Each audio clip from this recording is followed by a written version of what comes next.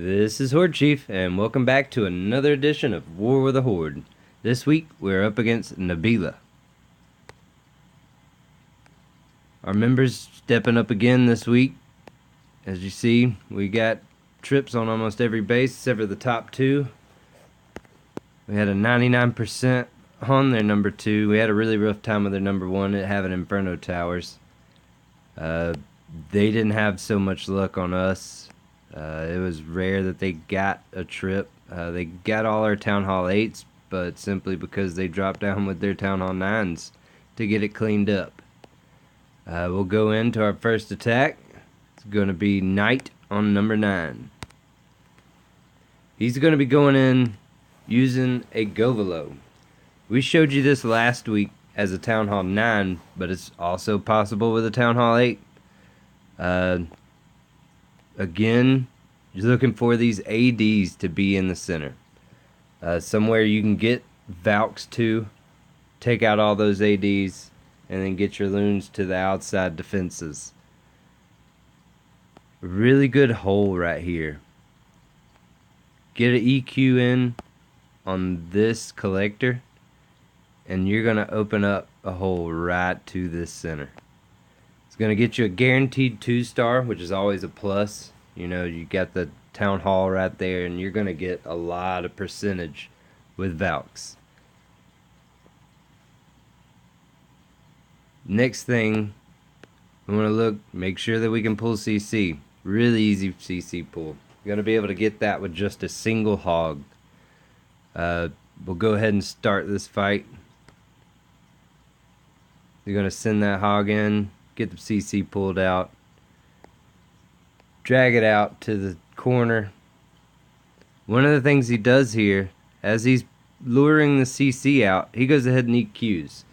That's going to save a bunch of time and making sure that you don't forget it as you start your fight. Going to do the same thing we always do. Knight's big on not using a poison on this CC. 1, because he's having to use EQ to get in the center. 2, he's pretty good with using these archers and wizards and getting this CC down. Dropping that Golem in right before the wizards get into any defenses. Putting a big spread on the cut. Basically taking out everything on the west side of this base. Sending the king in before the Valks, the CC Valks before his Valks. Keeping them healed up as they go center. And as you'll see down here on the south end, he's going to start sending balloons in well before all the ADs are down. This is another way to save time. One thing it's going to do is you're going to lose a few balloons this way because the Valks aren't going to be pulling by the time the loons come in. But normally they get the defenses down pretty well. Certainly if you're able to put 3 balloons on each defense that can hit air. Loses them on this Wizzy Tower and Tesla back here, but has plenty of Valks, has the king, has the Golem sitting there in the center. Not really pulling anything right now, but he's going to get all the defenses down and knock this thing out. I mean, run straight through this base. It really had no chance against this attack. If you ever see ADs in the center of a base, this is a really good attack to try and plan for. You know, you just want to make sure that you can get into that center and have a way of taking them all out. And as soon as you can take them out, putting balloons around the outside on the defenses, you're pretty much going to have that base every time. Next base we're going to be going to is going to be their number 6. We got a new clan member, awesome. He is that, very awesome. He came in and he's going to be doing a mass Valk. This is a fight that we have not shown yet. It's really luck based. You can plan as much as you want when it comes to using, you know, anywhere between 13 and 16 Valks. But they're going to do what they want to do. Certainly when the walls are this low, they're going to be able to just go wherever they want to go. So one of the things you really want to do when using a mass Valk is to find a place that you can EQ or jump. We think EQ is a little better with this mini Valks, simply because they can, run from section to section. If they decide that they want to backtrack, they can. With a jump, you're gonna be time based to where, if they decide to backtrack, they might not be able to because the jump is ran out. But he's going to EQ right over the top of this dark elixir storage, which is going to open up almost this whole base. You're looking at, the Town Hall and CC, the AD and Expo, Wizard Tower and other Expo, the Queen. And we'll go ahead and start this fight. Normally, I like to spread my golems out a good bit so I can get a really wide funnel. He drops both his golems in right where he's going to be trying to go in. He's going to try and keep his golems ahead of his Valks, is I think the plan on this one. But one thing with Valks, they're so fast, it's going to be near impossible to keep your Valks from trying to get ahead of these golems. Gets the test wall breaker in there, gets the rest of the wall breakers, smashes open the walls, pulling the CC out with the GoE and using a rage on the GoE to get that CC down as soon as possible. And as soon as the CC is pretty much dead, he's going to drop all these Valks in. They're going to shoot through that rage, go flying for all these buildings in the center. Using a heal, anytime you see a giant bomb, it's always good to get a heal in there. Trying to keep pretty much all his Valks in the heals. And right here, like I said, they're already trying to work their way out of the base. But he's going to get really lucky. They're going to kind of front his heroes, going around taking out these outside buildings while the Queen's going to be following up, taking out the inside bases, or the inside buildings. Using a heal, because the Wizard Tower is really kind of punishing these Valks right there. And work his way completely around this base. And once they finally get all these trash buildings on the outside dealt with, they'll finally start to work their way back in. Right here. And they'll go in. Sometimes it's good to plan to have a couple of wall breakers just in case something like this happens. Your Valks kind of come out of the base and start to circle.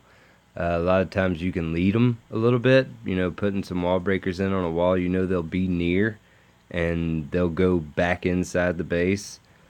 He's losing a lot of Valks right here to this Expo, but they're, like I said, these walls are really low, and they're going to smash right through them. Got the King Rage to finish off the Expo, and gets the job done. Very awesome. Alright, we're going to go out to the next base, which is going to be our number 4, or their number 4. Queen's going to be hitting this one, and she's going to be bringing a Govalaloon.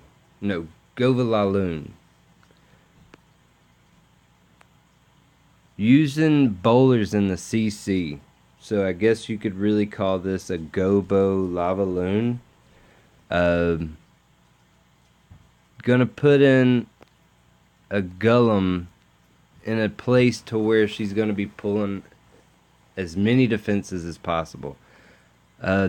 Being that these bowlers are even worse than Valks at trying to circle, simply because they have range. They can shoot over walls, so you almost want to cut even the stuff behind the walls.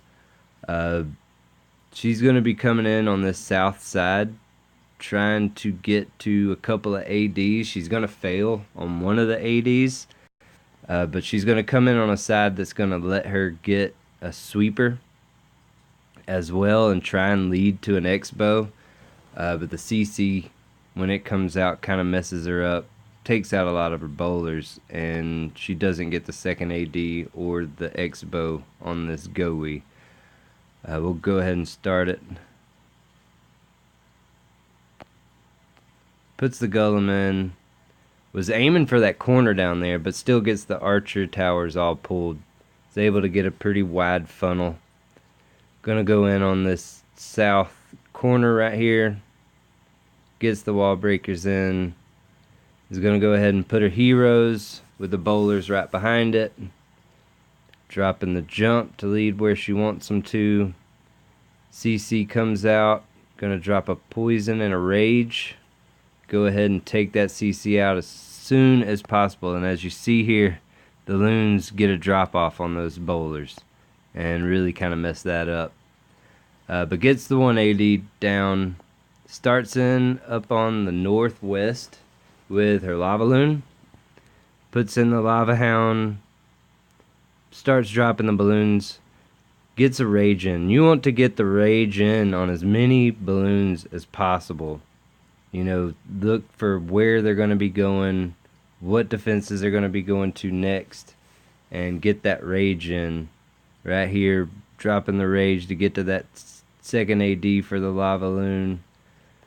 And then now that the balloons are all grouped up, it's a really good time to use a haste. I like to use a haste at the very end of a fight, just simply because the loons are grouped up. You really don't need any more DPS to get any of these buildings down. Goes ahead, gets the last defense right there. We'll speed this up. It's all on cleanup. It's good to kind of drop your extra cleanup troops if you have any opposite of these balloons, because these balloons are going to take down what they need to take down. And they're really slow, so it's going to take them a while to work all the way around. So it's kind of good to go ahead and meet up. You know, start your cleanup on one side while the balloons are coming from the other, and meet in the center, and that's going to save you a lot of time. That's one of the things with this GOE lava loon, is it takes time. This was a really quick one just because the plan was there. It worked out really good. But sometimes, you know, if there's a lot of trash buildings around the outside of these bases, those balloons are going to take forever to clean them up. So you really want to think of time on a lot of these fights. That's one of our worst enemies, is time. But this was another episode of War with the Horde, and I appreciate you watching, and would appreciate any likes, subscriptions, comments. And until next week, this was the Chief.